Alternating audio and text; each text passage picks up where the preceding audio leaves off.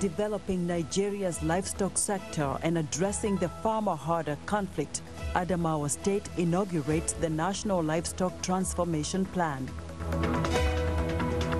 400 years since the first enslaved Africans were brought to the United States, Ghana invites African descendants to come mark what they call the Year of the Return.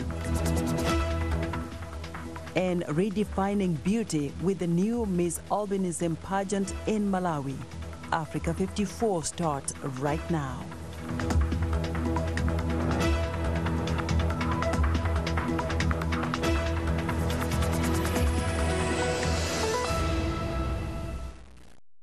Hello, welcome to Africa 54. I'm Joke Rogers at Channels Television here in Lagos, and I'm joined by Esther Gitui-Iwot at the Voice of America in Washington. Thanks. I'm Esther Gitui-Iwot at our global headquarters in Washington, D.C. Happy to be with you again for another edition of Africa 54. Let's start off with a look at analyzing the National Livestock Plan. Joke Rogers in Lagos brings you that story. That's right. The federal government of Nigeria has inaugurated the National Livestock Transformation Plan to develop livestock in the country. At the launch of the program in Adamawa State, the Vice President, Professor Yemi Osinbajo, gave an assurance to Nigerians that the initiative is designed to develop the country's livestock sector in addition to tackling the conflict between farmers and herders. Channels Television's correspondent, Freedom Haslon, compiled this report. In view of the lingering conflicts between crop and animal farmers in parts of the country, the government says it is exploring various options to tackle the problem and boost the agricultural sector. This includes the introduction of the National Livestock Transformation Plan. Vice President Professor Yemi Osinbajo arrives in Gongoshi Grazing Reserve in Mayobelwa local government area of Adamawa State for the launch of the program. He is accompanied by the Governor of Adamawa State and other government officials. Livestock Transformation Office. Adamawa is one of the selected pilot states for the program. According to the federal government, the pilot program was approved by 7 states, which are providing gazetted areas for the implementation. This is the right approach. Adamawa State has experienced several crises on account of clashes between herders and farmers, resulting in the destruction of lives and property. The introduction of the National Livestock Transformation Plan is a win-win for the state and its people. The plan will provide a basis for peaceful coexistence and jobs for many. The state coordinator of NLTP explains the areas that will be used and how the program will work.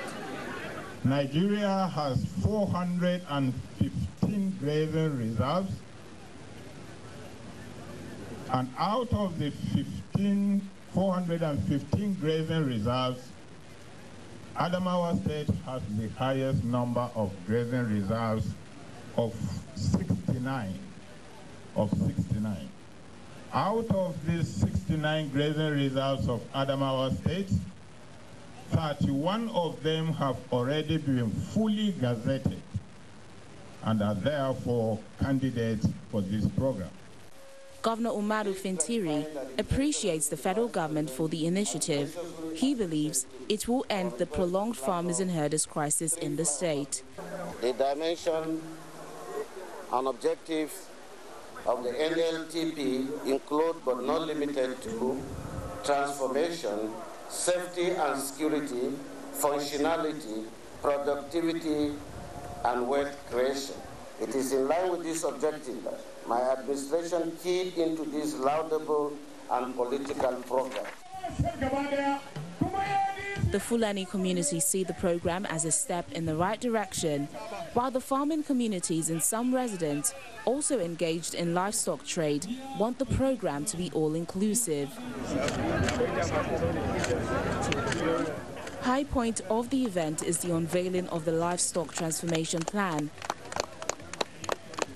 The Vice President also saw to the distribution of 60 vehicles and 50 motorbikes procured by the Adamawa State government to assist security agencies across 21 local government areas of the state in securing the state. Let's get more now on boosting production in the country's agriculture sector. We're joined by the former chairman of the agro and non-oil sector at the Lagos Chamber of Commerce and Industry, Mr. Wale Oyikoya. Welcome to Africa 54. Nice for having me. Right, so let's, start with your thoughts on the potential of livestock production in Nigeria, how it can contribute to agriculture on the whole, and by extension, the growth of the nation's economy. Definitely there's a huge potential for livestock in Nigeria. And when you talk of livestock, it's not just only beef. We're talking about poultry, we're talking about all other aspects of like catfish or fish production also is part of the livestock. So when you think about agriculture, it's divided into two. We have the livestock sectors and we have the crop sector.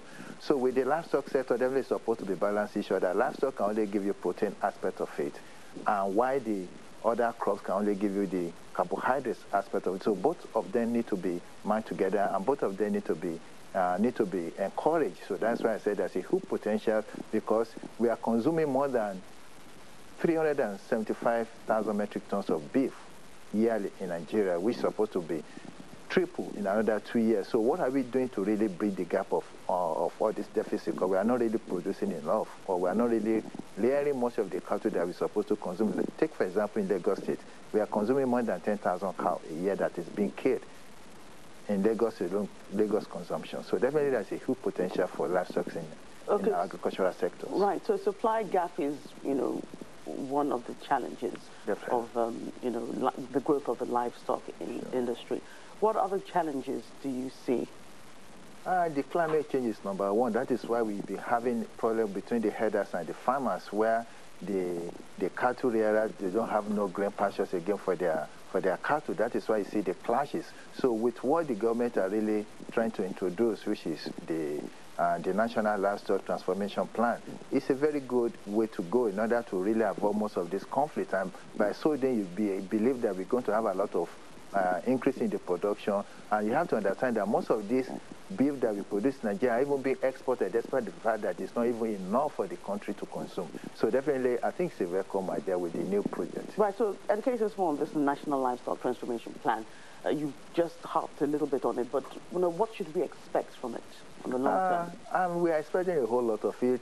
If the only problem, that the challenge I have with it, that is if it could be implemented well, if it could be sustainable, so that it will not be like other policy that they be having that will not see the light of the day.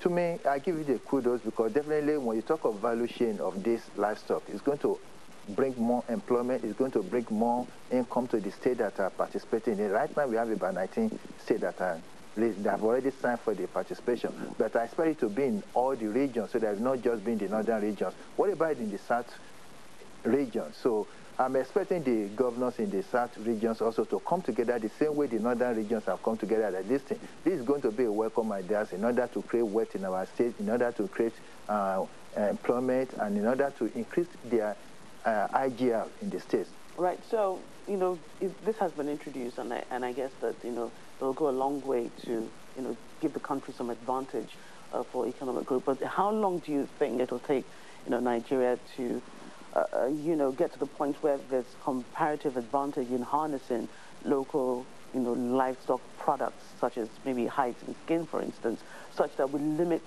the exports of such things, and we can have local consumption, and then we don't have to import anything in the end. We can boost the nation's economy. See, the mistake that government keep on doing is that they feel that agriculture is a good fake sector like other sectors. It is not. It takes time. That is why we see banks giving you a loan. That is why most of the loans went unpaid, because they give you 6 months to pay, and whereas like cattle we are talking about, it takes about 3 years before it could get to the maturity stage. And within that 3 years, Nigeria have just to be patient. And by so doing, if we're able to add value to this development that we're having, definitely it's going to reduce exporting some of our hides or some of this beef. You have to understand that some of this beef we even eat in the country today are being imported to the country, either through the South Africa or through Ghana. All this needs to be stopped. And this is by way taking away most of our jobs to other countries. Right. Thank you so much, Mr. Wale Oyikoya. Thank you for your time on Africa 54 today. Thank you for having me.